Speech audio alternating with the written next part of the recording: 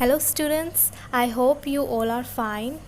हमने fourth unit start कर रखी थी इनऑर्गेनिक केमिस्ट्री की। आज हम करेंगे पाई acidity and softness in terms of HSAB principle, symbiosis and anti symbiosis. हमने न्यूक्लियर केमिस्ट्री के भी पैरेलल में टॉपिक स्टार्ट कर रखे हैं। अगर आपने पिछले वीडियो लेक्चर्स नहीं देखे हैं तो पहले वो देख लीजिए ताकि ये वाले वीडियो लेक्चर्स आपको ईजिली समझ आ जाए। अगर आप मेरे चैनल पर नए हैं या फिर अभी तक मेरे चैनल को सब्सक्राइब नहीं किया है तो पहले मेरे चैनल को सब्सक्राइब कर लीजिए, बेल आइकन को प्रेस कर लीजिए ताकि आने वाले नेक्स्ट वीडियो लेक्चर्स आपको अपने फ़ोन पर उनकी नोटिफिकेशन मिल जाए। चलिए करते हैं start. Pi acidity and softness in terms of HSAB principle. HSAB hard soft acid base principle. Pi acid ligands are one that is able to accept a large amount of electron density from the metal atom into its own empty pi और pi star or known as pi acid और pi acceptor ligands। अगर पाई acidity की बात करें तो हमारे पास क्या होगा, पाई एसिड लिगेंड्स की बात होगी। जो पाई एसिड लिगेंड्स होते हैं उनकी कैपेसिटी या फिर टेंडेंसी होती है जो हमारे पास large amount of electron density है कैप्चर करने की मेटल एटम से उसके खुद के पाई या फिर पाई स्टार ऑर्बिटल में। इसीलिए इन्हें क्या बोलते हैं, पाई एक्सेप्टर लिगेंड्स बोलते हैं। कोबाल्ट हमारे पास गुड पाई एक्सेप्टर होता है या फिर हम बोल सकते हैं लेविस एसिड होता है। According to Lewis concept, an acid-base reaction involves the combination of vacant orbital of an acid A and a filled unshared orbital on a base P। हमारे पास Lewis concept के अकॉर्डिंग, ये concept हम काफी बार पढ़ चुके हैं, आप सबको पता ही होगा कि Lewis concept क्या बोलता है। हमारे पास जो एक एसिड होगा, स्ट्रॉन्ग एसिड जो हमारे पास वैकेंट ऑर्बिटल रखता होगा, एक हमारे पास फिल्ड बेस होगा जो कि हमारे पास स्ट्रॉन्ग बेस होगा। ये दोनों कंबाइन होके हमारे पास क्या बना देते हैं, एक स्टेबल कॉम्प्लेक्स बना देते हैं। ठीक है, a strong acid and a base B strong base will form a stable complex A B. Ahrland, Chatt and Davies classified the acids and bases into class A and class B based on the preferential bonding electronic character of the donor atom. जो हमारे पास 3 scientist थे, हर्लैंड, Chatt and Davis, उन्होंने classify किया था acids और basis को class ए और class B के अंदर। ठीक है, किस बेसिस पे उन्होंने इनके इलेक्ट्रॉनिक कैरेक्टर को देख के, जो डोनर एटम्स है हमारे पास एसिड और बेस, उनको देखते हुए, उनकी इलेक्ट्रॉनिक कैरेक्टर को देखते हुए क्लास ए और क्लास बी में उन्होंने इनको क्लासिफाई किया था। कैसे देखिए, क्लास ए में कौन से शामिल होते हैं, class A metal ions include those of alkali metals, जिसमें हमारे पास अल्कली मेटल्स होती हैं, that is first group. Alkaline earth metals means हमारे पास group 2 lighter transitions that are in their higher oxidation state. Transition जो हमारे पास ट्रांजिशन जो एलिमेंट्स होते हैं उनमें लाइटर ट्रांजिशन एलिमेंट्स जो हमारे पास हायर ऑक्सीडेशन स्टेट में प्रेजेंट होते हैं, जैसे कि टाइटेनियम +4 में होता है, क्रोमियम +3 में होता है, आयरन +3 में होता है, कोबाल्ट +3 में होता है, और हमारे पास हाइड्रोजन आयन को भी इसमें इंक्लूड किया है उन्होंने। Class B metal ions include those of heavier transition metals, second and third transition series such as Hg2+, that is mercury +2 state में, Pd +2 में, Pt2+, cadmium +2 में, and those in lower oxidation state जैसे कि हमारे पास mercury +1, copper +1 etcetera. ठीक है, class B में कौन कौन से इंक्लूड होंगे, जो हमारे पास हैवियर ट्रांजिशन मेटल्स होती हैं सेकंड और थर्ड ट्रांजिशन सीरीज की, जिनकी हमारे पास ऑक्सीडेशन स्टेट हायर हो और जिनकी हमारे पास ऑक्सीडेशन स्टेट लोअर भी हो।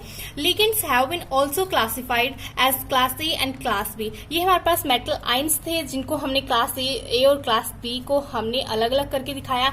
अब हमारे पास कुछ लिगेंड्स भी है जिनको उन्होंने क्लासिफाई किया था क्लास ए और क्लास बी के अंदर।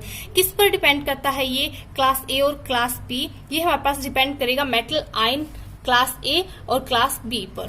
Class A ligands include those molecules or ions which have the donor atom nitrogen, oxygen, fluorine, carbon. These ligands combine preferably with type A metal ion। जो क्लास ए ligands होंगे वो include होंगे जैसे कि हमारे पास donor atom जो रखते हो, जैसे कि ऑक्सीजन है, दैट इज हाई इलेक्ट्रोनेगेटिव वाले एटम्स, ये कंबाइन होंगे किसके साथ, जो हमारे पास मेटल जो क्लास ए मेटल आयन है उनके साथ। सिमिलरली जो क्लास बी लिगेंड्स है उनके अंदर इंक्लूड होंगे हमारे पास selenium, iodine, ETC।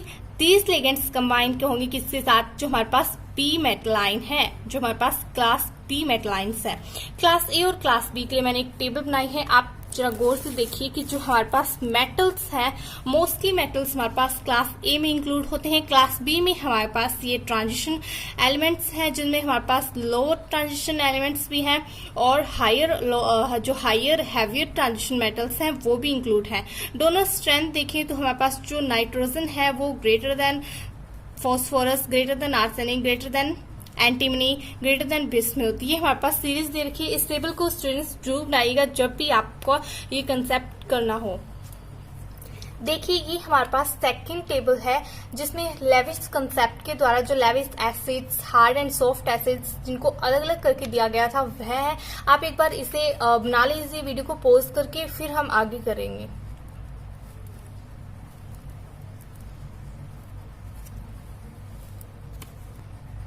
Pearson concept. In 1960, R.G. Pearson put forward the examination of the hard and soft electronic character of acids and bases. जो Pearson concept है वो R.G. Pearson ने दिया था 1960 में। किस लिए दिया था? उन्होंने एग्जामिन करने के लिए हार्ड एंड सॉफ्ट को उनके इलेक्ट्रॉनिक करैक्टर के बेसिस पर। According to Pearson, the hard-soft distinction depends on polarizability, the degree to which a molecule or ion is easily distorted by interaction with each other molecules or ions. According to the interpretation of Pearson, according to Pearson क्या था कि जो हमारे पास hard और soft distinction थी, hard acids हैं, hard soft acids हैं, ये डिपेंड करता है पोलराइजेबिलिटी पर किसी भी मॉलिक्यूल आयन की, जो हमारे पास क्या है इंटरेक्शन को डिस्ट्रॉय करती है हर एक मॉलिक्यूल, हर एक आयन के साथ।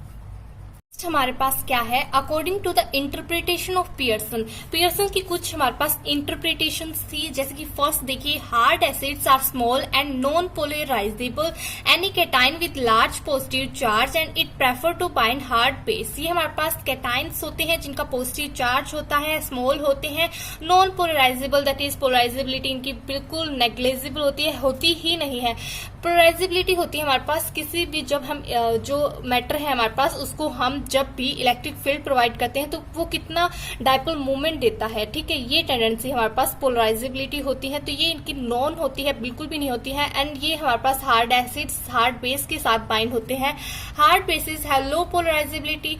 जो हार्ड एसिड्स थे इनकी तो हमारे पास पोलराइजेबिलिटी होती नहीं है, इनकी हमारे पास लो होती है, हाई इलेक्ट्रोनेगेटिविटी होती है और प्रेफर करते हैं किसके साथ बाइंड होने के लिए? सॉफ्ट बेसिस के साथ। Soft acids are larger and more polarizable, prefer to bind with soft bases. जो सॉफ्ट एसिड्स होते हैं वो लार्जर होते हैं, उनकी पोलराइजेबिलिटी पावर हमारे पास ज्यादा होती है और ये हमारे पास प्रेफर करते हैं सॉफ्ट बेसिस के साथ बाइंड होने के लिए। Soft bases are those electron donors that have high polarizability, low electronegativity and prefer to bind with soft acid. जो सॉफ्ट बेसिस होते हैं ये प्रेफर करते हैं सॉफ्ट एसिड्स के साथ बाइंड होने के लिए, और जो सॉफ्ट बेसिस होते हैं ये मोस्टली हमारे पास हाई पोलराइजेबिलिटी रखते हैं और लो इलेक्ट्रोनेगेटिविटी रखते हैं। फॉर एग्जाम्पल देखिए, अभी जो फोस्फाइन एंड थायोईथर्स है have a much greater tendency to coordinate with Hg2+ और प्लाडियम हमारे पास है +2 में, ठीक है। ये दोनों ही हमारे पास क्या है? सॉफ्ट एसिड्स हैं।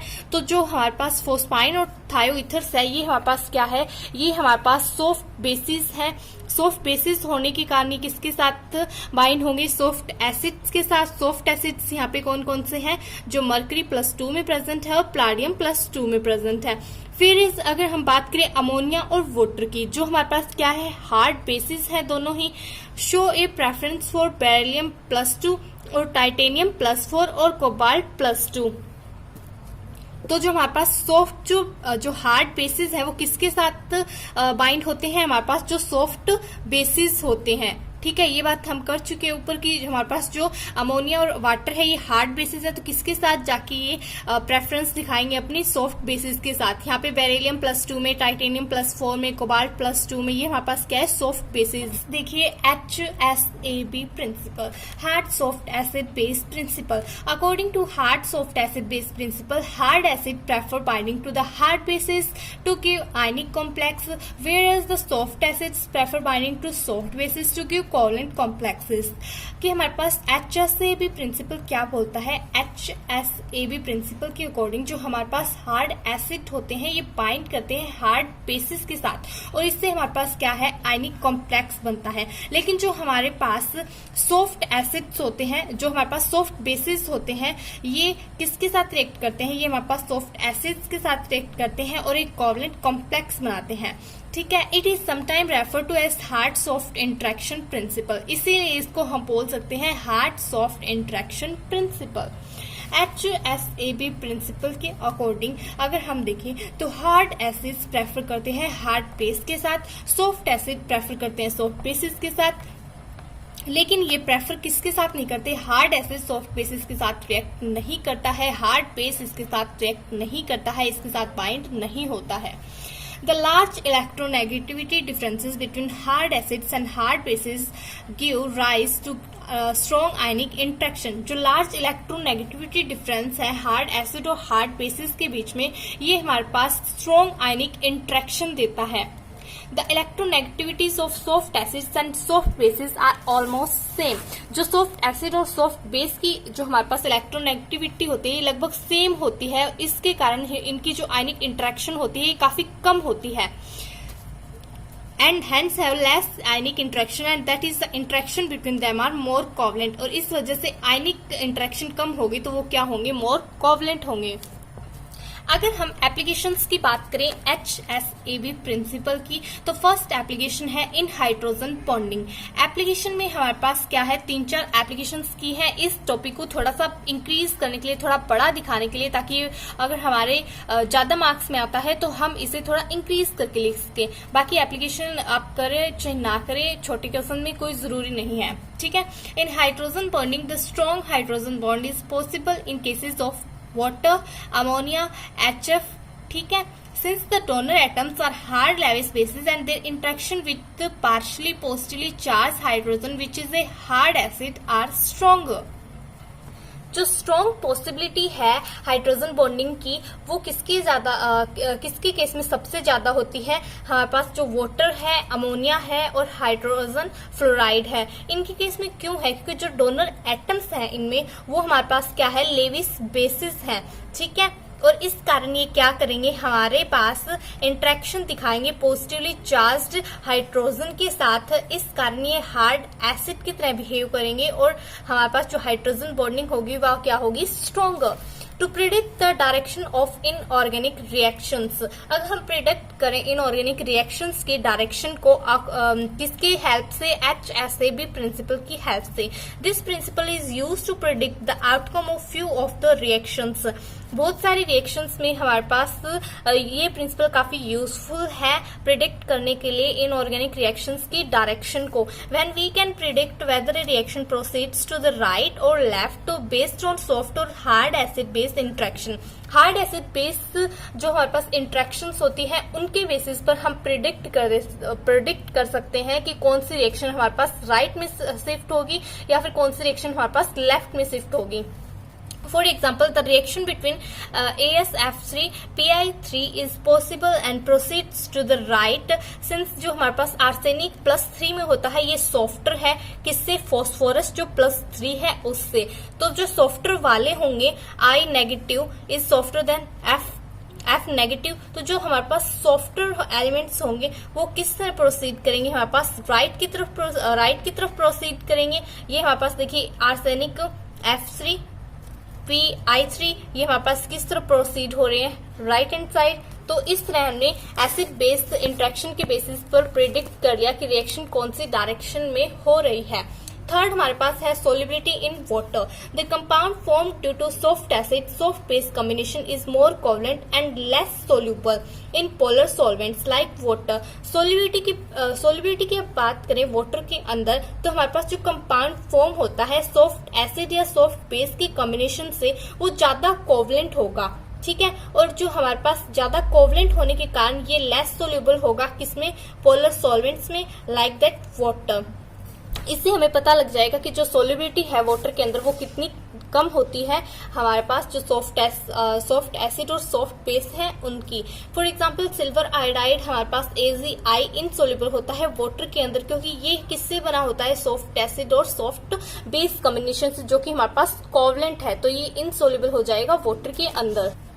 ये देखिए नेक्स्ट मैंने यही लिख रखा है कि हमारे पास ये कोवलेंट नेचर का होता है जो AgI होता है, क्योंकि इसके अंदर जो Ag है ये हमारे पास क्या है, Ag प्लस, जो कि क्या है सॉफ्ट एसिड, और I हमारे पास क्या है सॉफ्ट बेस।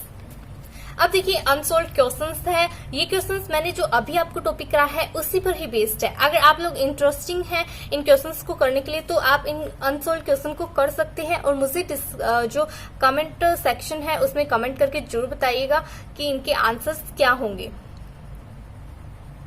वीडियो को पॉज करके आप इन क्वेश्चंस को सोल्व कर सकते हैं।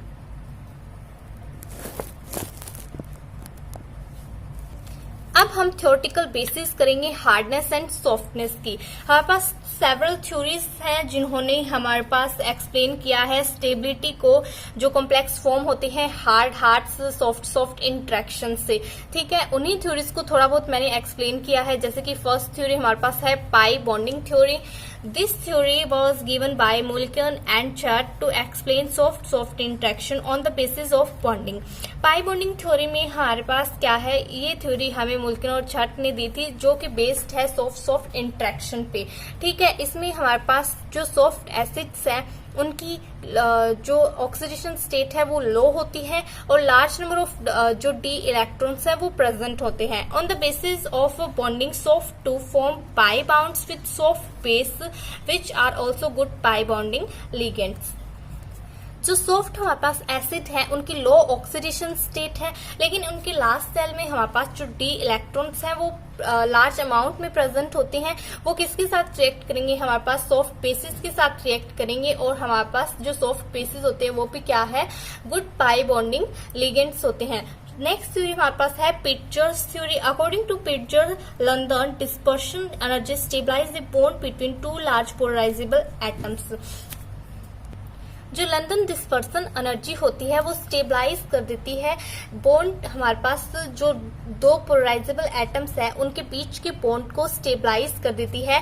These energies increase with increasing in the size and polarisability. ये एनर्जी हमारे पास कैसे कैसे इंक्रीज होती रहेगी, ये हमारे पास जैसे जैसे इंक्रीज होगी, जैसे कि हमारे पास जो पोलराइजेबिलिटी और साइज है एटम का इंक्रीज होता रहेगा। The soft interaction are more stable as compare to soft hard interaction. इसीलिए जो सॉफ्ट इंटरेक्शन है वो ज्यादा स्टेबल होती है सॉफ्ट हार्ड इंटरेक्शन से। Ionic and covalent bond theory. Next हमारे पास है आयनिक और कोवलेंट बॉन्ड थ्योरी। ये थ्योरी हम मोस्टली बहुत बार पहले भी कर चुके हैं, अगर आप सबने ध्यान दिया होगा तो ये हमारे पास नई थ्योरी नहीं है। According to this theory ionic bond is formed by the interaction of hard acid and hard bases. अभी हमने थोड़ी देर पहले भी HSAB प्रिंसिपल में भी यही बात की थी कि जो हमारे पास आयनिक बॉन्ड फॉर्म होता है वो किस किस के इंटरेक्शन से बनता है, हार्ड एसिड और हार्ड बेस से। और जो हमारे पास सॉफ्ट एसिड और सॉफ्ट बेस है ये मिलकर बनाते हैं कोवलेंट, जो कोवलेंट बॉन्ड है वो।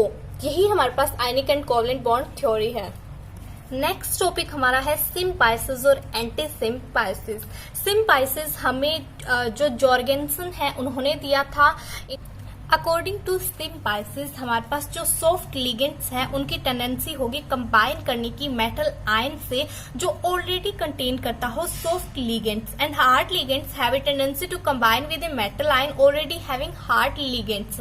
This tendency has been termed as symbiosis. इस टेंडेंसी को सॉफ्ट लिगेंड्स की टेंडेंसी कंबाइन करने की किसके साथ, जो मेटल आयन सॉफ्ट लिगेंड्स को ऑलरेडी कंटेन करता हो, और हार्ड लिगेंड्स की टेंडेंसी जो कंबाइन करने की मेटल आयन से जो मेटल आयन ऑलरेडी कंटेन करता हो हार्ड लिगेंड्स को।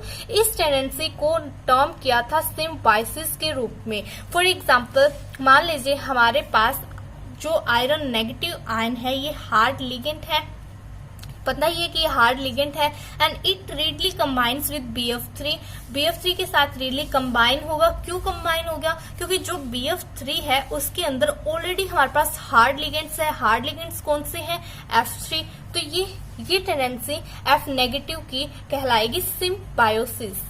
देखिए BF3 प्लस में F negative and BF4 negative. Similarly अगर बात करें H नेगेटिव आयन की, जो कि हमारे पास सॉफ्ट लिगेंड्स है, ये रेडली कंबाइन करेगा किसके साथ, BH3 के साथ। BH3 के अंदर हमारे पास ऑलरेडी 3 हाइड्रोजन एटम्स हैं, जो कि क्या है, सॉफ्टर हाइड्राइड आयंस हैं।